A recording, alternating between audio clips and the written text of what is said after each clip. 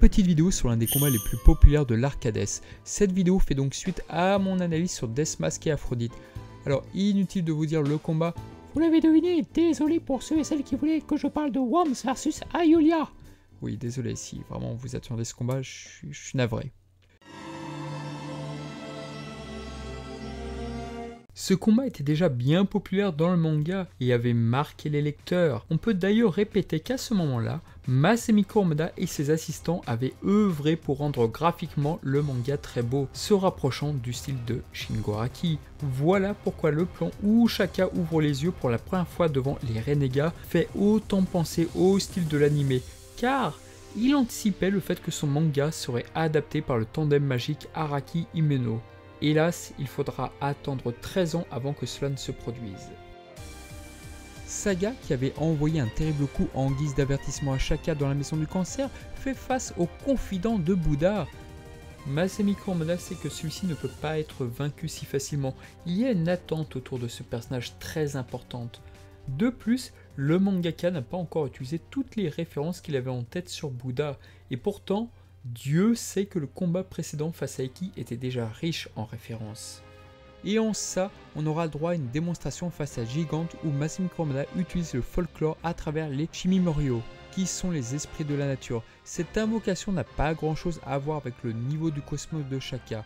Plus l'esprit est dangereux et meilleur le coup sera. Sur l'utilisation du Tenmaku Fuku, Masami Kurumada l'associe à une illustration de Gustave Doré, faisant alors fusionner la mythologie grecque au christianisme. L'insertion de cette illustration de Gustave Doré est fort logique par rapport à la Divine Comédie, et plus nous avancerons dans l'intrigue, plus le lecteur sera abreuvé de Gustave Doré.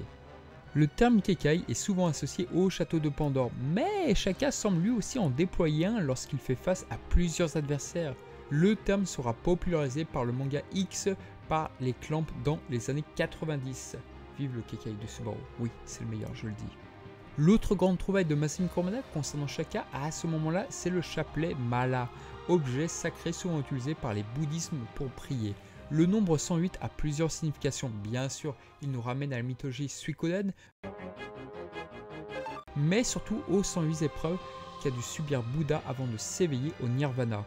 Mais cela fait aussi allusion au nombre d'ennemis à vaincre, tiens. Je vais te buter, toi t'es vraiment trop pauvre, nous on est jaloux, je vais te buter. Le combat est très différent entre le manga et l'anime. Déjà, comme énoncé dans la vidéo autour de Deathmask et Aphrodite, Camus n'attaque pas Shaka avec sa meilleure technique et Saga utilise son Another Dimension. Or, le scénario nous avait déjà spécifié que Shaka était capable de revenir seul de n'importe quelle dimension. On peut néanmoins préciser que Shaka est mis en difficulté dès l'intervention de Camus et il souligne qu'il lui est bien difficile d'affronter plusieurs Gold Saints simultanément. On reviendra sur cette différence notable plus tard. Pour gagner un peu de temps dans ce combat inégal, Shaka a recours à sa plus grande technique, le Tenbu All-in, et cette seconde utilisation répond à plusieurs questions chez le lecteur. Déjà, la suppression des sens se fait de manière aléatoire. Il n'y a pas d'ordre précis car celui-ci ne suit pas le même déroulement qu'avec Iki. On ne peut néanmoins pas indiquer si Shaka est capable de faire perdre ses 5 sens à ses adversaires en un seul coup. A priori, non. Cette technique, bien que privant les sens, est associée à des coups à la vitesse de la lumière, brisant alors le corps de la cible, chose que semblent indiquer les dégâts subis par les surprises de Saga, Shura et Camus. On savait que cette technique était puissante, mais elle l'est bien plus à présent, et ce, grâce à ce combat.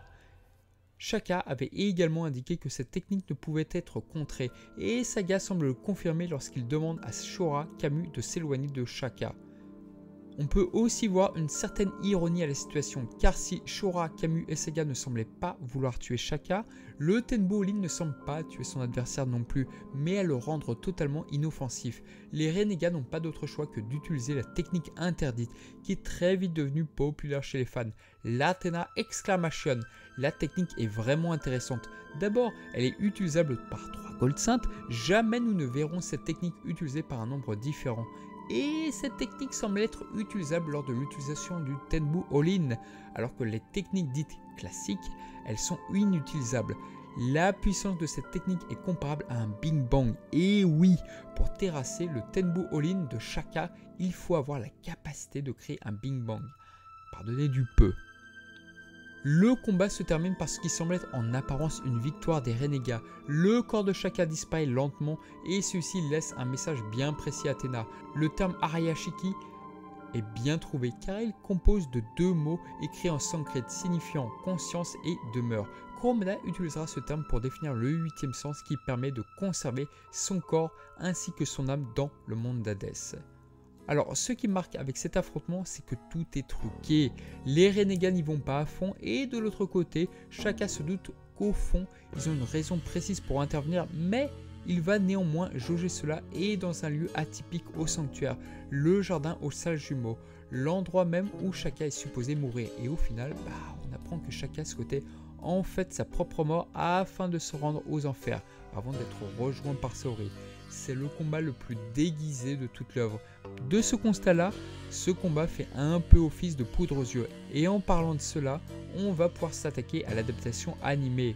Déjà, sur le redoutable épisode 9, c'est ni plus ni moins que Shigehatsu Yamauchi qui réalise l'épisode et devient même le réalisateur de cette série d'OAV, succédant ainsi à Kozo Morishita et Kazuhito Kikuchi, les anciens réalisateurs affiliés à la série. Si Shigehatsu Yamauchi revient sur ce poste, c'est surtout dû à la popularité de ces 2 films qu'il avait précédemment réalisés, à savoir le film Asgard et ensuite le film Abel. 2 films énormément marquants pour tout fan de la licence qui se respecte. Bon, après vous avez le droit de pas aimer ces films, mais chacun ses goûts. Mais quand même, ils sont excellents ces films, non? Se dit, j'adore les 4 premiers films, donc voilà.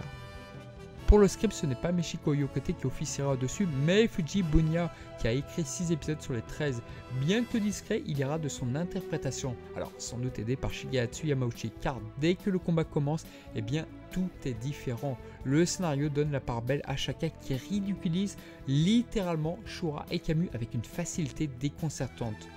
La scène est vraiment très propre et les effets spéciaux ne vieillissent pas vraiment. Le tout sous couvert de la magnifique musique ouverture du CD album. La réalisation est dynamique et montre que Shaka se démarque de ses anciens camarades, en dehors de Saga, qui, aux yeux du staff de cette adaptation, reste très clairement un cran au-dessus des autres. On ne pourra qu'admirer le travail accompli par Eisaku Inoue, qui fut considéré comme le meilleur animateur derrière Shingoraki et Michi Umeno.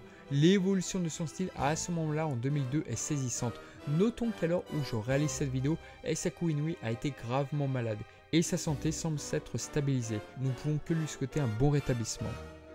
Bien que le choix de voir Shaka encore plus puissant qu'il ne l'est dans le manga pourrait étonner, voire crisper quelques fans, ne nous l'aurons pas, l'épisode est magnifiquement animé et réalisé.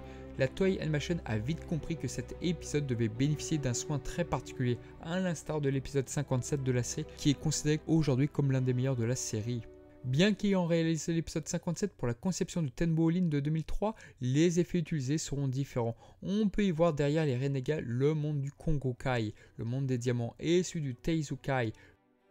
Notons que le monde du diamant avait été brièvement vu dans le 4e film. Lorsque Shaka supprime les 5 sens, la réalisation est vraiment très intéressante et permet de donner cette impression que les renégats sont prisonniers du Tenbo All-in, avec l'utilisation des mandalas à des moments clés. Une réalisation qui innove et qui reprend assez peu ce qui avait été fait dans la série d'origine. Outre cela, Shaka y apparaît enfant en train de converser avec Bouddha, qui est incarné ici par Tomomichi Nishimura. La conversation est intéressante car Shaka était en proie à beaucoup de doutes sur la nature humaine lors de son enfance, notamment sur la pauvreté en Inde. Le discours philosophique est important pour définir le personnage de Shaka. La conversation nous tease un peu d'une certaine façon le 8e sens par rapport à la tristesse de la mort. Par ailleurs, beaucoup de fans ont souvent prétendu que Shaka était la réincarnation de Bouddha, alors que le manga ne l'affirmait pas, mais cette conversation continue de faire planer le mystère en raison du fait que l'interlocuteur de Shaka, c'est Bouddha. Après, comme vous le savez tous, il y a plusieurs Bouddhas, donc la réponse reste difficile à définir, si ce n'est que Shaka est réellement le confident d'un dieu. Et par rapport au sein de la Vierge, nous ne pouvons que savourer la belle évolution du personnage, lui qui jadis montrait de la cruauté et ne remettait jamais en cause son enseignement. Il est beaucoup plus proche actuellement du bouddhisme puisqu'il en vient à se sacrifier. Et c'est sous la musique magnifique du 4e film, le thème de Lucifer, que Shaka voit son Tenbo All-in contré par l'Athena Exclamation. Shaka souhaitait perdre ce combat pour aller en enfer, mais Shaka semble mourir et cela affecte son camp, contrairement à celle d'Aldébaran, tiens. Ce qui peut être contesté, que ce soit dans le manga ou dans l'anime, c'est la promesse de revoir Shaka plus tard. le voir sur le champ de bataille, briller contre des specs, contre Hades, je ne sais pas. Et au final, on sait tout ce qui va se passer après. Le Gold Saint de la Vierge a introduit le concept du 8e sens. On pourrait penser qu'il est le premier saint à l'atteindre, mais cet exploit semble avoir déjà été réalisé autrefois par Orphée.